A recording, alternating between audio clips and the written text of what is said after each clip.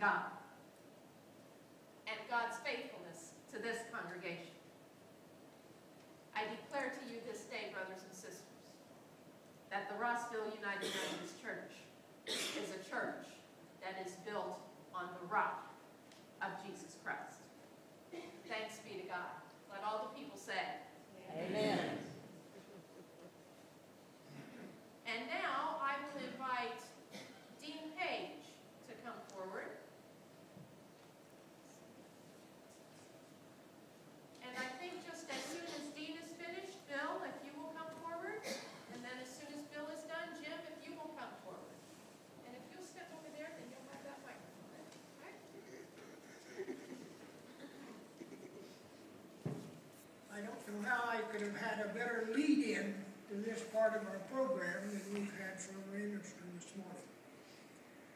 I would like to introduce to you those members of the building committee that are here this morning. Some of them stood up, or I think most of them stood up a while ago, but I want to speak those who are not here.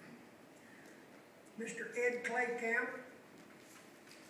Mrs. Barbara Aiken, Mrs. Linda Gentry, Mr. Jim Hayes, Mr. Scott Kelsey, Mr. Bill Larson, Mr. Bob Matchey, Mr. Greg Warden, and myself, who was chairman of this committee. Also, I'd like to mention Ruth Larson, who acted as the treasurer for this process. I want to touch on a couple of things that I think were important to me, at least, in this congregation. When we started out as a committee, we agreed that we might cuss and discuss and talk till midnight and vote 5-4 on an item. But when we went out the door, it was 9-0. And that carried out through the entire project. And I'm sure that that was God's presence with us, that went through that whole process. Jim mentioned earlier about the cookbooks. That was one of the things that the church done to raise funds. How many of you were present at the box supper that we had at the hall?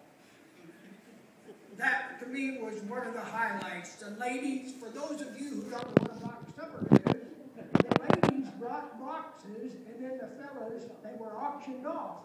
And there was some pretty exciting bidding going on for some of those boxes. And I know that was a real fun night for all of us. One of the things that happened in the course of the building committee, we were studying the plans and the projects and the different things that went here and there. And we had talked about the placement of the bathrooms. And one of the members of the committee, who remained anonymous, wanted to put a bathroom in the room over here. Well, we thought, gee whiz, there's a bathroom right out there. Oh, why do we have to have a bathroom in there? She said the last thing that bride's going to do before she goes up to the aisle is go to the bathroom. So as you know, there's a bathroom in that room. Bill?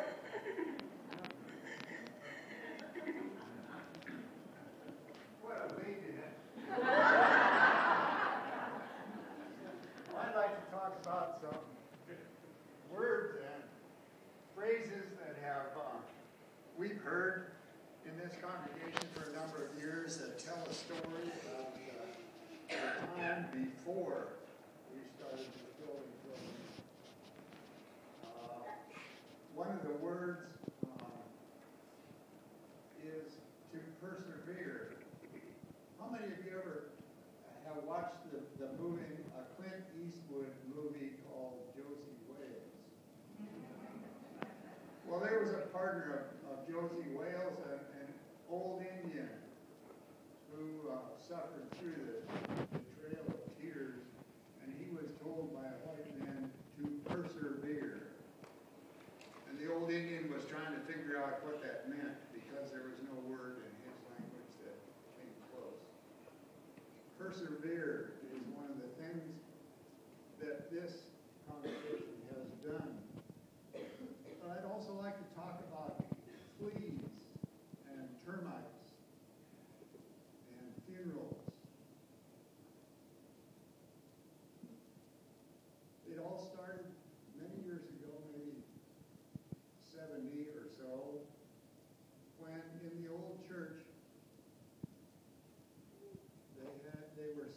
on chairs, and there was an urge to have cues, and at the end of as I'm told the story, at the end of a Sunday service, the exit doors to the sanctuary were closed, and a man got up in front and said, "All right, we're going to stay here until we raise enough money to buy a pew."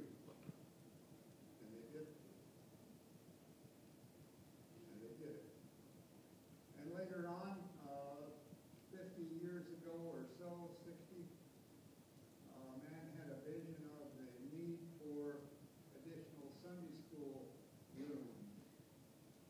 And he knew something about construction, and lo and behold, it happened. Now, at the time that was being built, there was also some other things going on, and one was the floods in Rossville. And the church basement would fill up, and the piano would float, and things like that.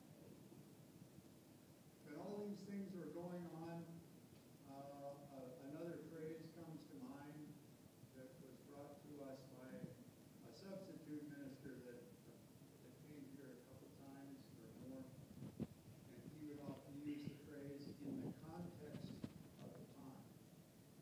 So these events happened and if you think back to the context of the time, it makes a little more sense. All this time that the Sunday school wing was being built, and the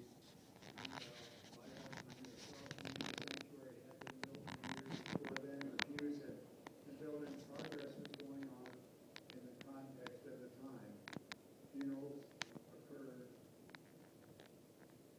and if any of you who were present in our old church had a very, very large funeral, when the main sanctuary was full and the south sanctuary was full and the basement was full, and we stood in the basement like this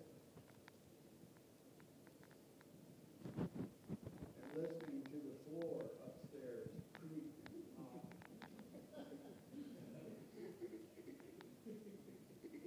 This is the hand of God. Makes me wonder. Those that we know, after looking behind the beautiful mahogany paneling in the basement, how the termites had eaten the end of the main support beam that ran down the center of the church to get clear off.